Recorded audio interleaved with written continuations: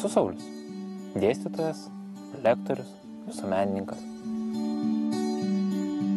Nors esu aplankęs gražiausias Europos vietas, bet kas kart su džiugesiu grįžtu į savo gimtąjį Kauną. Ar tikrai esate aplankę gražiausias Lietuvos vietas? Šitas grožis yra Lietuvoje?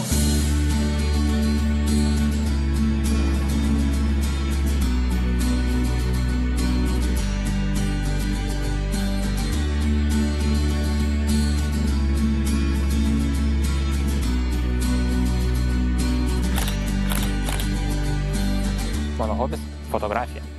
Čia daug dieviškai gražių vietų. Lietuva graži tiek vasarą, tiek žiemą. Čia žinute dalinuosi su visais savo studentais, kad vėliau jie taptų mūsų šalies ambasadoriais.